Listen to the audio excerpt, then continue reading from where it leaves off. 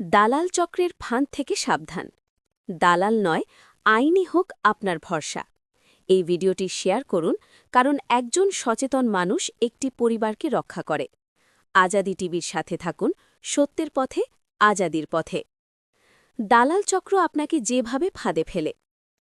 কাজটা আমি সহজ করে দেব, লাইন ধরার দরকার নেই ভাই, আজই কাজটা হাতে পেয়ে যাবেন। এই কথাগুলো আমাদের খুব পরিচিত, তাই না? এই কথাগুলো শুনলেই একটি শব্দ আমাদের মাথায় আসে, দালাল। আজাদি টিভিতে আজ আমরা উন্মোচন করব দালাল চক্রের ভেতরের অন্ধকার দিক। জানব তারা কিভাবে ধাপে ধাপে আপনাকে ভাঁজে ফেলে এবং কিভাবে আপনি নিজেকে রক্ষা করবেন। দালাল মানে শুধু একজন ব্যক্তি নয়, এটি একটি সুসংগঠিত নেটওয়ার্ক বা চক্র। অফিসের গেটে ঘোরাফেরা করা ব্যক্তি, মাঝখানের যোগাযোগকারী এবং ভেতরে থাকা কিছু অসাধু সুবিধাভোগী। এরা আপনার ব্যক্তিগত কোনো শত্রু নয়, এরা মূলত আপনার ৩টি দুর্বলতাকে পুঁজি করে ব্যবসা করে: আপনার সময়ের অভাব, আপনার অজানা ভয় এবং সরকারি নিয়ম সম্পর্কে আপনার অজ্ঞতা। ফাঁদে ফেলার ৫টি ধাপ। ধাপ ১, শনাক্তকরণ। তারা শিকার খুঁজে বের করে। কে চিন্তিত হয়ে ফাইল দেখছে বা কে বারবার এদিক ওদিক তাকাচ্ছে, তারা চিনে নেয়।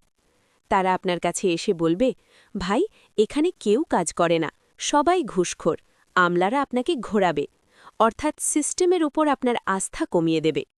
এরপর আসবে সমাধান। চিন্তা করবেন না, আমার লোক ভেতরে আছে, আমি করে দেব। যখন আপনি আশ্বস্ত হবেন, তখন আসবে টাকার প্রসঙ্গ। ভাই, খরচ একটু বেশি পড়বে, টেবিল টু টেবিল টাকা দিতে হয়। একবার টাকা দিলে আপনি আর অফিসে যান না, আপনি পুরোপুরি দালালের উপর নির্ভরশীল হয়ে পড়েন। আর এটাই তাদের আসল জয়। কেন দালাল বিপজ্জনক? আপনি হয়তো ভাবছেন টাকা দিয়ে কাজ দ্রুত হচ্ছে, সমস্যা কি? সমস্যা আছে। প্রথমত, দালাল শুধু টাকা নেয় না, সে আপনার নাগরিক অধিকার কেড়ে নেয়। দ্বিতীয়ত, আপনার তথ্য বা কাগজপত্রের গোপনীয়তা থাকে না।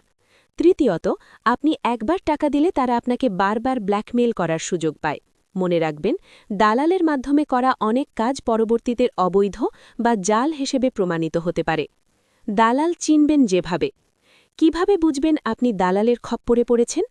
যদি কেউ অফিসের জানলা বা গেটের বাইরে লেনদেন করতে চায়, যদি কেউ সরকারি নিয়মের বাইরে গিয়ে শর্টকাট সমাধান দেয়, কোনো অফিসিয়াল রিসিট বা কাগজ ছাড়াই অগ্রিম টাকা দাবি করলে, আপনাকে সিদ্ধান্ত নেওয়ার জন্য প্রচণ্ড চাপ বা তাড়াহুড়ো করলে।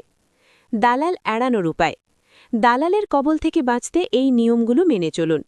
ইন্টারনেটে বা অফিসের নোটিশ বোর্ডের সঠিক নিয়মটি আগে পড়ুন। দালাল নয়, নির্দিষ্ট ডেস্কে বা অনলাইনে সরাসরি আবেদন করুন। সরকারি ফি জমা দেওয়ার পর অবশ্যই রিসিট সংগ্রহ করুন। কেউ হয়রানি করলে ঊর্ধ্বতন কর্মকর্তার কাছে বা হটলাইন নাম্বারে অভিযোগ জানান। মনে রাখবেন, আপনার একটু সচেতনতা আপনাকে বড় কোনো বিপদ থেকে বাঁচাতে পারে। দালালের ওপর নয়, নিজের সচেতনতা আর আইনের ওপর ভরসা রাখুন।